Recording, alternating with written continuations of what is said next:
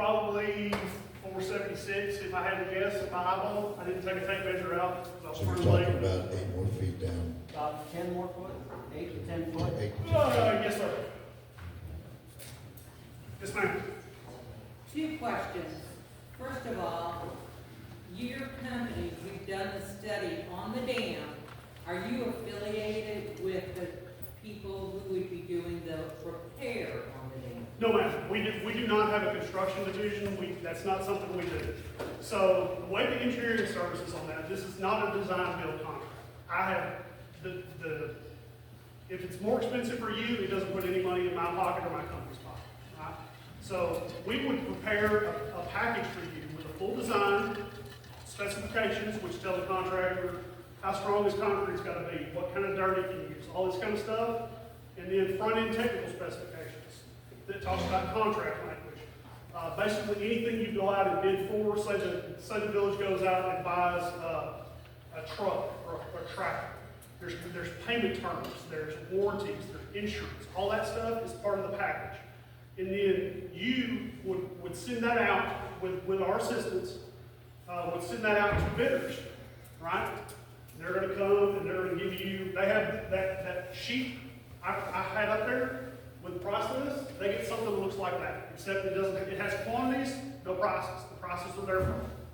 So the prices that I'm showing you, I'm not gonna say they're a guess, but they're a guess. It's based on experience, it's based on local works, it's based on big projects like the Arkansas Department of Transportation. They have a standard price for Class 7 base works, which is road-based rock.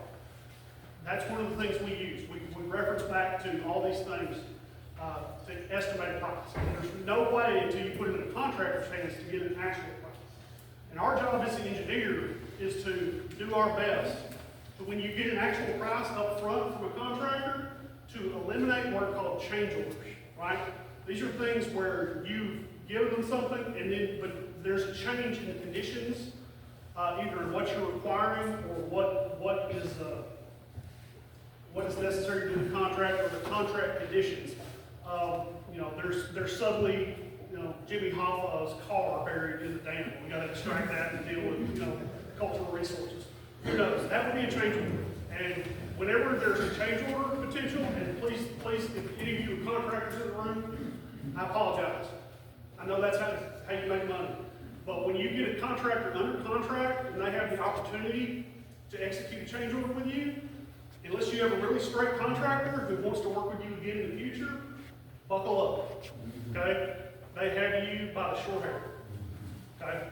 So that's what we do. Another question was, Yes, ma'am. when you start, if you start this process, how long does the lake have to be dammed? Depends.